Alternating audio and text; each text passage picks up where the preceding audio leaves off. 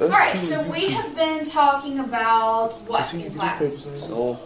Soils and what specifically with soils? Fertilizers. Excellent. Okay. So 2 weeks ago, we took soil samples in our gardens. You were broken up into groups, and we sent those soil samples off. We've gotten those results back. There's an analysis sheet. And today you're going to take a look at that analysis from each of those beds that you took a sample from. Okay? We're going to look at that analysis. We're going to talk about the major macronutrients and some of those micronutrients that you found in those samples. And then you are going to develop a fertilizer based on what you find in that soil sample itself. Okay? So that's going to meet our objectives here of being able to calculate the pounds and percents of nutrients available in those fertilizers, because you will have to calculate that number. You will have to tell me what percent of nitrogen, what percent of phosphorus, and what percent of potassium you would use in your fertilizer. And then you will determine the nutrients present in that fertilizer and then formulate the fertilizer based on the deficiencies you find in your soil sample. Okay? So let's go ahead and break out into groups. Just a reminder of who your groups were from a couple weeks ago, and that we developed these groups based on your ability to help each other in those groups. So group 1 is going to be Emma, Joe, Logan, and Leah. Go ahead and move to your spot over here. Group 2 is Mallory, Kevin, Sam, Brandon, and Chaston. Group 3 is going to be Caleb, Sydney, Tyler, Jonathan. All right, so go ahead and pass those out between your groups and take a look at what you see from these samples. I'll give you a second to look at it.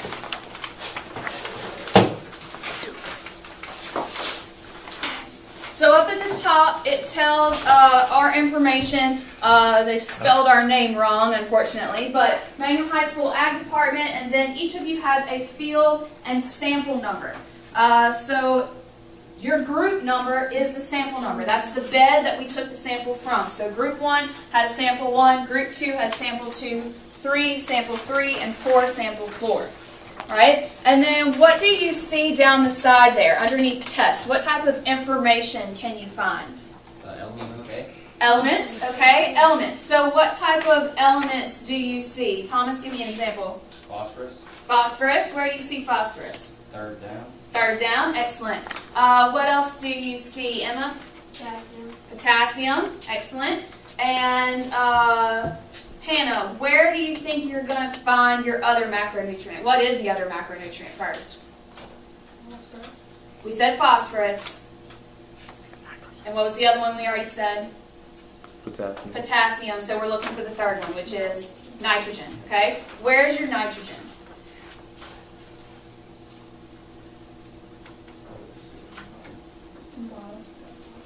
Okay, it's going to be down towards the bottom. You see that organic matter, and then you have nitrate nitrogen underneath.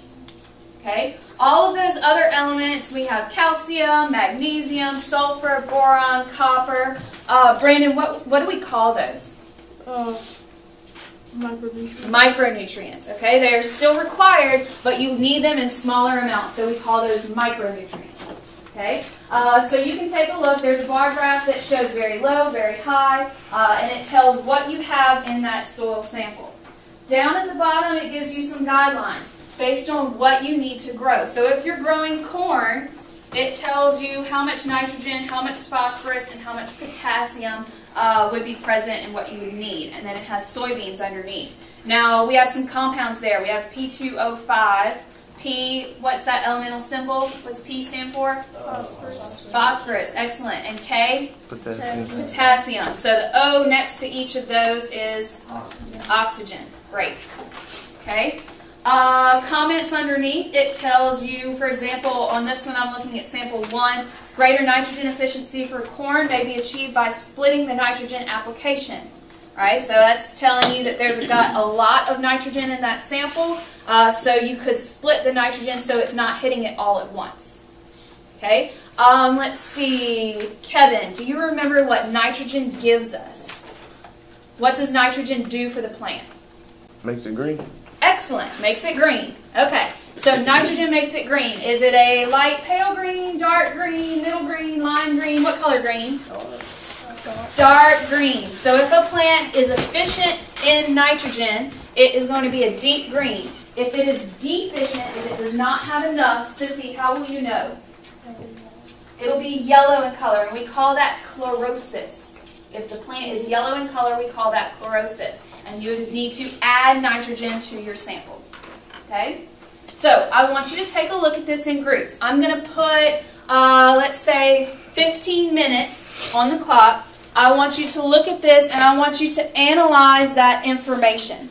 About halfway through that 15 minutes, I'm going to give you some questions, and I want you to be able to answer those questions based on what you find here. After that, you're going to present the fertilizer that you developed for your sample. Okay? You'll develop a presentation. All of your group members will stand up at the front of the class, and you will tell me what fertilizer you would put on this soil based on what you find in there. Okay? Do you have any questions? All right, we gotta lower this phosphorus and potassium and get some nitrogen in here. What do you think, Kathy? Okay, good point. So, take a look at here.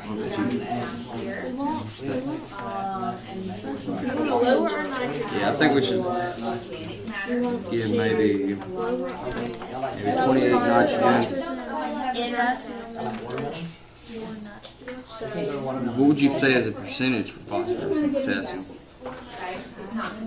I'd say we should get in the 20s nitrogen, because we have none. Medium. So we're going to put it like in the 10s.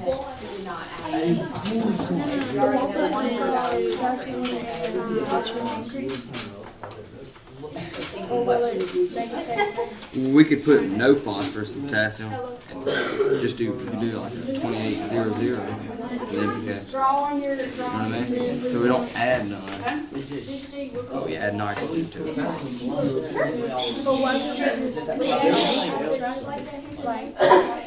Because we can't take none out because it's already in it.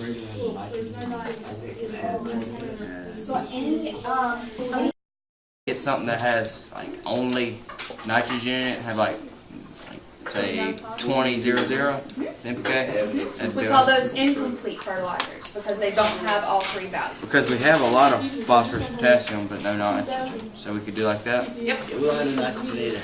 Any type of beans, soybeans, lima beans, all types of beans or legumes, and then nitrogen. What do y'all think?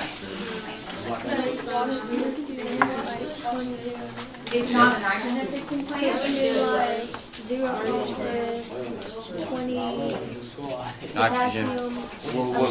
We don't need to add in. It had to be 20 nitrogen, 0. Some nitrogen, bunch of fertilizers, say like some 30 and like some 13 and 13. We can also plant some squash. We got this squash. On this sheet that I am passing out, I want you to be able to answer these questions when you present. I also have included a grading rubric on what I am looking for. So take a look at that. Question number 1 says, what elements were present in the soil and at what concentrations? Okay, when it says concentration ppm on those numbers, what does that mean? Percentage. Good guess. pounds per meter. Good guess. I'm not sure. Percentage per. Percentage per. Per is correct. Percentage per meter. I said that. I'm learned how to do Excellent, Sam. Parts per million, ppm, parts per million, okay? So your concentration would be, for example, 80 parts per million nitrogen, okay? Then what fertilizer did you create? So like I said the other day, 20-20-20 is a general purpose fertilizer. So that would be the name of your fertilizer that you would present. You could have a 50-17-4, whatever you present. That's the fertilizer that you created. Why did you choose those values for N, P, and K? What is each nutrient responsible for bringing to the plant? So what does nitrogen do? What does phosphorus do? And what does potassium do? And then what would you plant in your raised beds based on what is in your garden? Okay, those are the 5 questions I want you to be able to ask. And then this is group participation. 5 questions, 5 members in your group, so what do you think I'm going to want from you? Question and Each person needs to be able to address one of those questions in your presentation.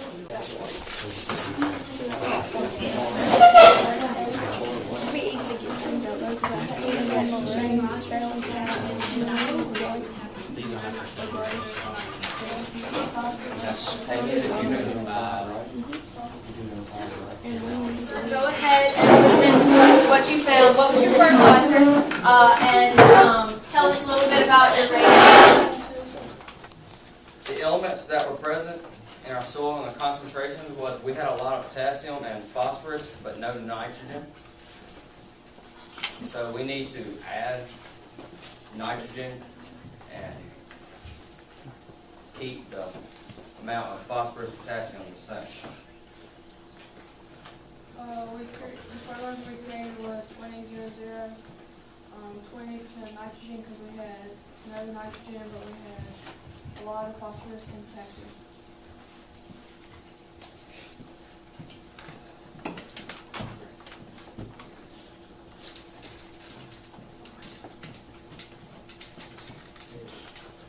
We chose 20% of nitrogen because there was no concentration of it in our soil.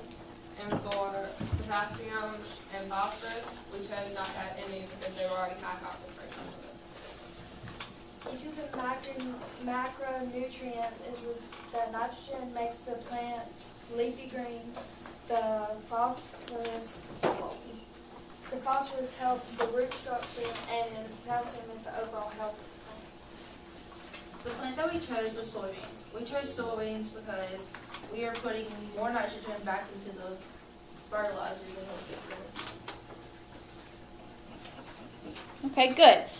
Do you have any questions on the fertilizer that they developed? We had the same problem too. We had a bunch of phosphorus and potassium, but we had no nitrogen. So our fertilizer was like 30-0-5 because our potassium level was a little lower than our phosphorus. See, like, we had no nitrogen, so we done 20-0-0. So we don't add none because you wouldn't want to add more potassium and phosphorus.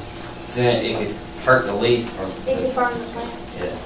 So we done Too much of it 20-0-0. then can burn the plant. because you'll get over fertilizing it. Good. Oh yeah, I could plant like some other stuff, like lima beans and squash. I mean, she told us like, we asked her like what other plants added a bunch of nitrogen in it. And she told us like, we got soybeans, peanuts, told us lima beans, black eyed peas, and I ain't that's about it. We chose soybeans because soybeans is a plant that puts nitrogen back to the ground. We need nitrogen. I have a question. So why didn't you just lower the levels of phosphorus and potassium? Can't lower the levels. You can't take that down. You can't take any. You can't take But something out of it. you can not put as much, but you can like do like at least 10. Well, if you put too much, because our levels are very high in E, it would burn the plant out. Hey, I got a question, Bob. What about the organic matter? Like, is there any nitrogen in organic matter? But yeah, like Ms. G told us like some of our nitrogen, like organic matter contained a little bit of nitrogen, so like I have a little bit of nitrogen, not complete out, but there's a little bit in Have there. enough that So, we'll be able to make it. All right. What do you think overall of this group, class? Do you think they addressed all the aspects of those questions? Yes, ma'am. Do you think planting soybeans would be good for their fertilizer to grow? yeah, Excuse me, for their soil? because they needed nitrogen, then it adds nitrogen back in. Very good. I liked Ryland's comment about, and Jonathan's comment about the organic matter. There is nitrogen in that organic matter, so you can't be deficient in nitrogen completely. There's nitrogen somewhere in there, so that's the only thing I would say about that. But very good, having a higher concentration of nitrogen and planting a nitrogen-fixing plant to address those deficiencies of your soil. Okay? All right, so I want you to rate yourself on your presentation. Give yourself a grade on your rubric. Great, y'all can have a seat.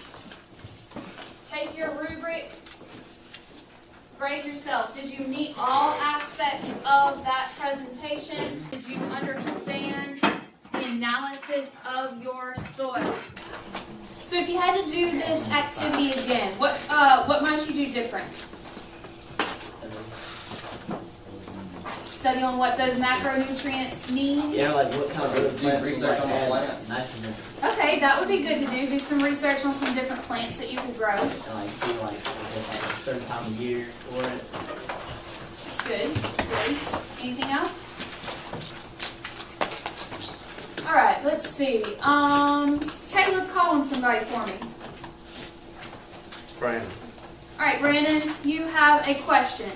What are the 3 primary nutrients found in your fertilizer? Nitrogen, phosphate, and phosphorus, and potassium. Excellent. Brandon, call on somebody else. Caleb. All right, Caleb. What nutrient deficiency causes yellow leaves? Nitrogen. Excellent. Call on somebody. Leah. Leah. What is the chemical symbol for phosphorus? P. Very good. Again. Emma, what is the chemical symbol for nitrogen? N. Very good. Who remembers what that term is? I said it briefly at the beginning of class. What's the term when nitrogen is deficient? And the leaves are yellow. When they say it, I'm like, oh, okay. Do you remember what it starts with? C. C.